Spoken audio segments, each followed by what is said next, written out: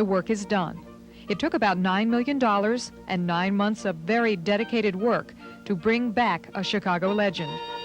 This sparkling new old theater has been restored to its 1920s splendor and is about to start a new and exciting chapter in its life. Photographers, TV crews, and a big crowd of excited Chicagoans are waiting for the mayor to officially open the theater. The Chicago Theater, once presumed to be dead, is alive and well.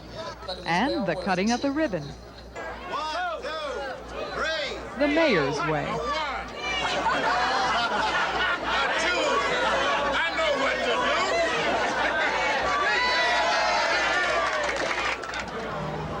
The theater refused to die, refused to be forgotten, because for so many people, this grand old star has become a part of their lives. And does the new renovated theater look like what they expected? The restoration is just absolutely beautiful. A lot of attention has been paid to the detail, and I think that it's beautifully done. Now to see it restored to its former beauty makes me feel real good. Well, the people have come here not just to admire the reborn theater, but also to see the show.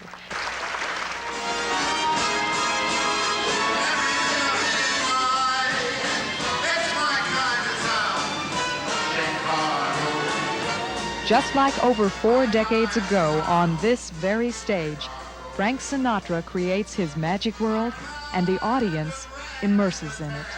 My opening productions start with Johnny Mathis and Dionne Warwick, which is probably one of the best musical shows ever put together in the history of show business. And we close with Red Skelton. But I think it's wonderful, the people of Detroit, to support the cultures of the theater, because there's really, these are temples. Why tear them down, these beautiful theaters? Why not restore them? Mr. Shepardson has gone around the country and, you refurbished how many theaters now? Starting in Cleveland, quite a few of them. 30 of them. And down in Texas, he went all through Texas. Texas is great down there, you know. Miles and miles of nothing but miles and miles, you know. And whereas located in the heart of downtown San Antonio, the Majestic Theater has become the cornerstone of the new Cultural Arts District, which will be a decisive economic catalyst for the downtown area, stimulating growth and development for the entire city. The people in Dallas just opened a new concert hall. Depending on who you talk to, it was either an 82 or a $100 million plus project. That project's been in the works for 10 years. They've been working to create that project for 10 years. It's been under construction for many years. They've known for a long time that this building is going to come online. We've done all of that in San Antonio, really in less than a year almost, certainly a year and a half. Ray has continued to be the man in the middle, if you will, the man whose only goal is to make sure that the building works, that the building is visually spectacular, that the technical aspects of the building that have to be there for the performer, in fact, are there on opening night. Certainly, there are projects like this, when they're successful, have many mothers and many fathers. I can think of very few people who would be more important on that list than Ray Shepardson. Without Ray, I can't imagine this building opening on time, let alone looking the way that it does today. Ray set the pace, and he set the tone. And Ray starts with the premise that the longer it takes to do a project, the more money it's going to take, and then that multiplies. Then the longer, and then more money, and then longer and more money. We could have accomplished this in a year and a half instead of 10 months, and I'm convinced that it would have cost $2 or $3 million more than it did. Ray's you have to be. It takes a special kind of person that can work at the pace that Ray works. He sets a very furious pace, and he's done it. He does it purposely, and he does it because it has worked so successfully for him in a number of projects in the past. I'd love to see Ray be able to continue his work, because it's a never-ending possibility, and personally, I think that he's the guy to do it. He's got a great track record, and I think we should give him a shot at anything he wants to tackle. The theater itself is absolutely magnificent. It's, you know, it's amazing. I just got back from Europe and I see all the Americans running from one wonderful edifice to another. And then I get back home and I rarely see this kind of restoration and this care taken in our own country. And it's so important because this is a part of our history, a big part of our history.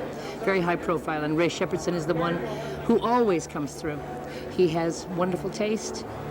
He has the dedication that can make it happen, and I'm a big fan of his.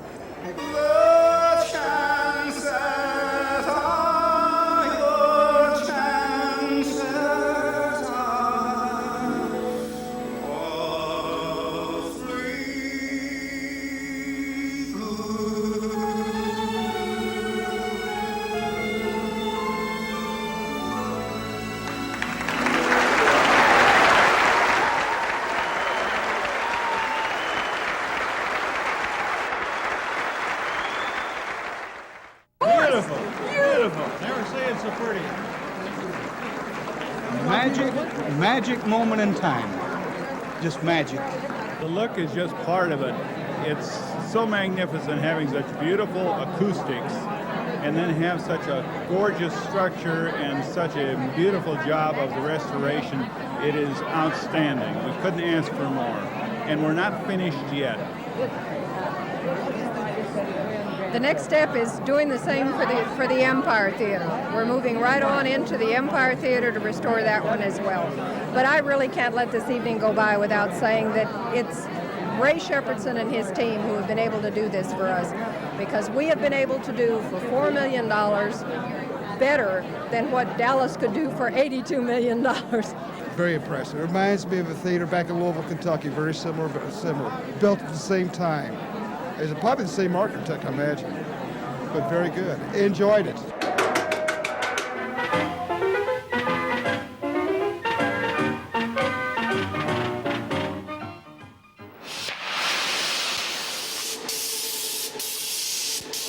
You fellas never realized you were going to someday work in the palace, did you?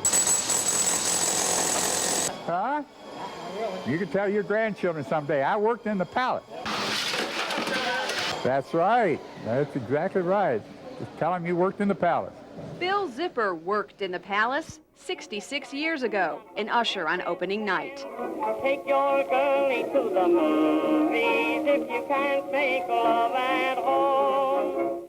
It's 1927. A movie matinee costs 15 cents, and a brand new movie palace is under construction on 4th Street, an enormous steel skeleton, backbone of the graceful, glamorous Lowe's Theater. It opened September 1st, 1928. In 1963, construction split the movie palace into 2 theaters, one below and one up in the balcony. It was called the Penthouse. A local businessman bought the building in the late 1970s. John Siegel renamed it the Palace, reopened it in 1981, and closed it again after 5 troubled years. But Siegel didn't give up on the palace. He kept insisting Sunshine Promotions check it out. I'll tell you, it took one tour of the place, and he had me sold. The deal was set, a new partnership for the palace. But years of dust blanket the sleeping beauty. Time to pull back her grimy covers and wake her with a kiss. Take your girlie to the movies if you can't. Pucker up for a royal restoration. It's a miraculous transformation. I can't wait to get the lighting in. The palace poses. Ray Shepardson takes thousands of photographs. He's a restoration expert, the manager of this incredible project. These are great before and after shots. I've got about a series of a dozen of these.